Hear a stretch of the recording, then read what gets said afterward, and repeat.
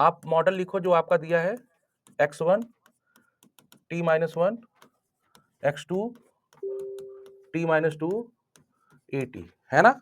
You'll walker equation कैसे लिखेंगे, क्या करोगे बारी बारी से, पहले चलो लैग जीरो के लिए निकाल लेते हैं, k इक्वल टू जीरो के लिए। तो इसमें जब वाई टी से मल्टीप्लाई करा के ऑटो कोवेरियंस फंक्शन निकालोगे बेटा तो क्या आएगा, ये आ जाएगा जीरो, है ना। थोड़ा आप लोग बोलो, ये क्या आ जाएगा गामा वन, ये क्या आ जाएगा बेटा x2 गामा टू, और ये जो आपका एरर वाला पार्ट है, इसके इसी एक्सप्रेशन के एरर वाले पार्ट से मल्टीप्लिकेशन होके क्या दे देगा आपको, सिग्मा स्क्वायर दे देगा। बताइए ये पहले आपको समझ में आया।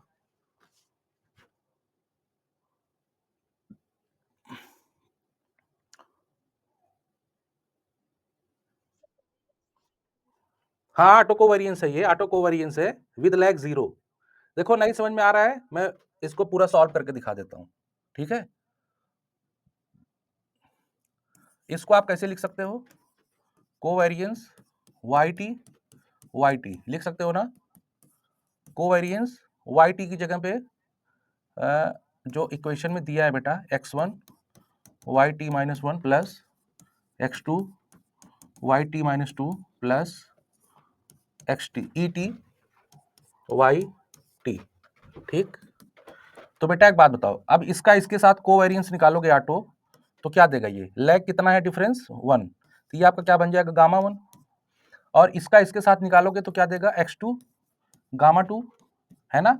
अब देखो इसमें एरर वाला टर्म है ना ये, और सबसे इससे इससे ये क्या दे देगा जीरो, लेकिन खुद ईटी क्या होगा, ईटी और ईटी का कोवेरियंस निकालेंगे तो वो वेरिएंस ऑफ ईटी होगा, है ना। तो वो क्या दे देगा बेटा सिग्मा स्क्वायर, यही मैंने तो लिखा है देखो।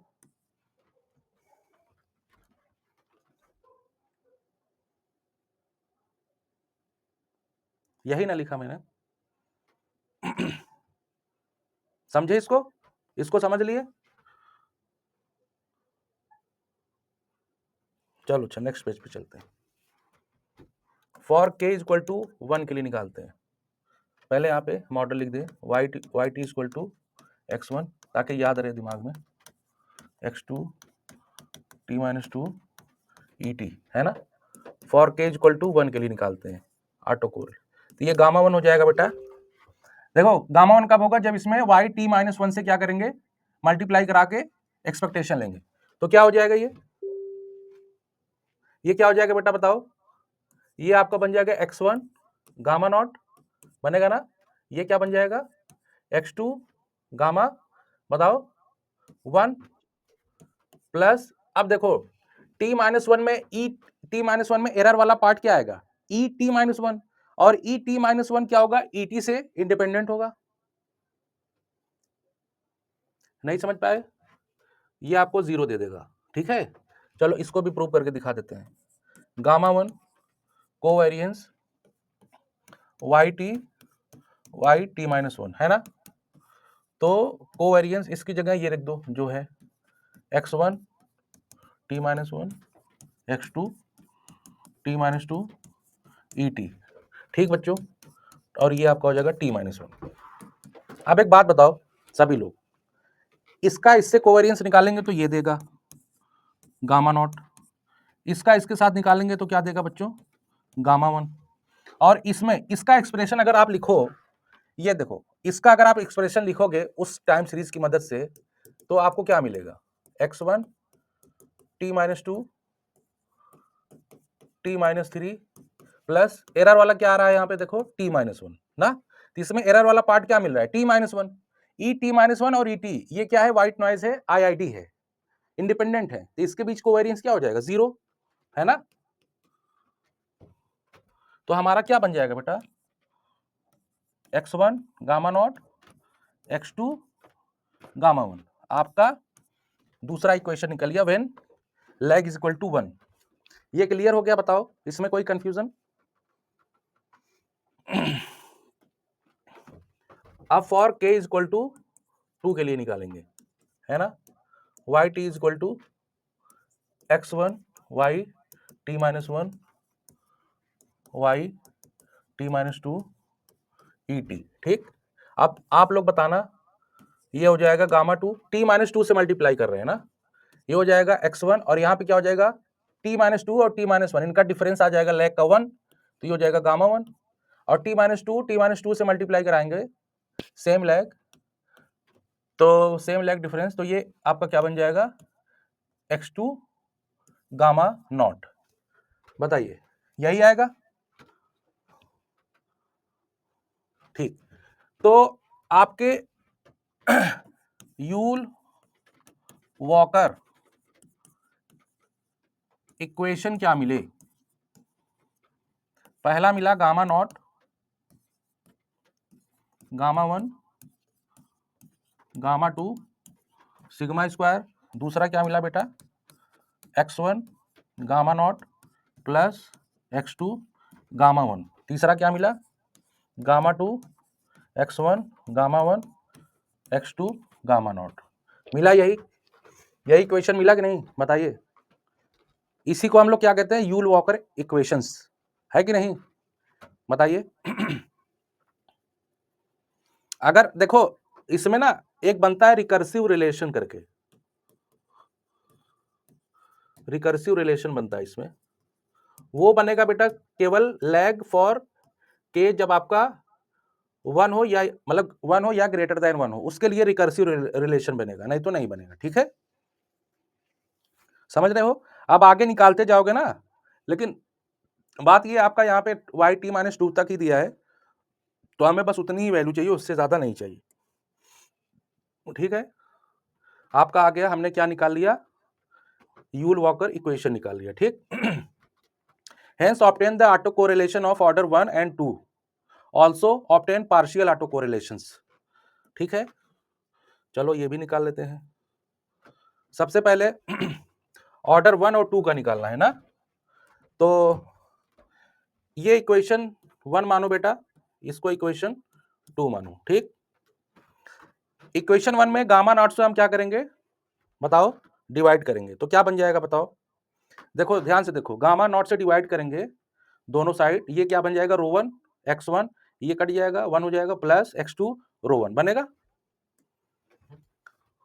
इन इक्वेशन, चलो मैं यहां लिख लेता हूं gamma 1 is equal to x1 gamma nought x2 gamma 1, है ना, और दूसरा क्या है equation gamma 2 x1 gamma 1 x2 gamma nought. ठीक, ये आपका इक्वेशन 1 माना, ये इक्वेशन 2। ठीक है ना, इसमें कितने से डिवाइड करना है गामा नॉट से, इसमें कितने से डिवाइड करना है गामा नॉट, तो आपका पहला वाला इक्वेशन क्या बन जाएगा बेटा रो 1 x1 x2 बना, और ये क्या बन जाएगा रो 1,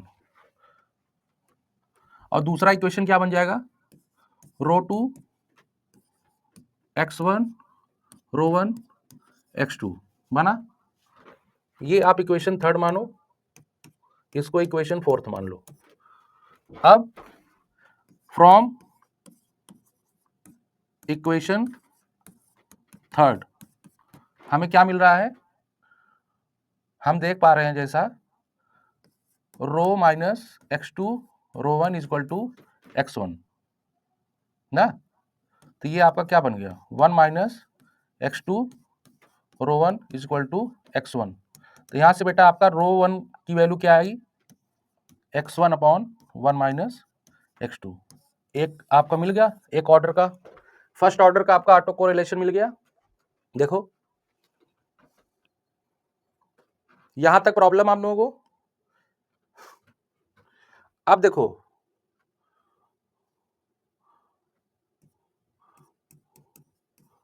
फ्रॉम इक्वेशन, चलो नेक्स्ट पेज पे चलते हैं।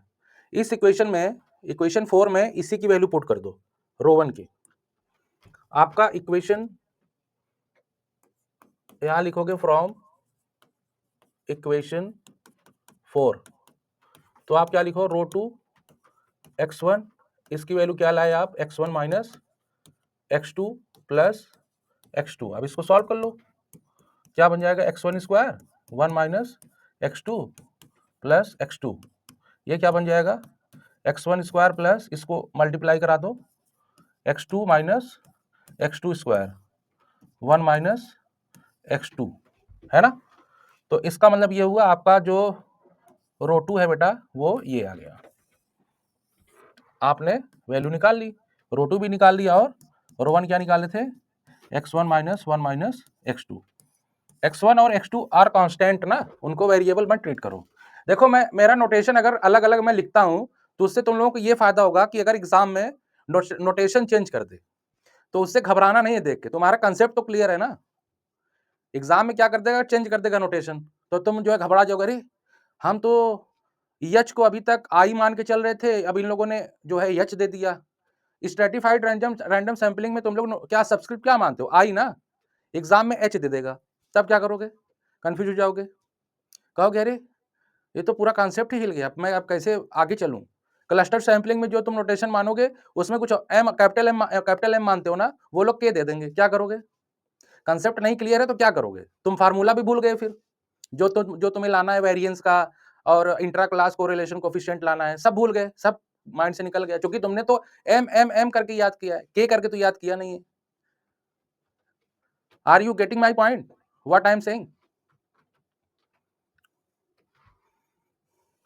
ठीक, देख रहे हो कितना लेंथी सोल्यूशन है, आरबीआई निकालना आसान बात थोड़ी है यार।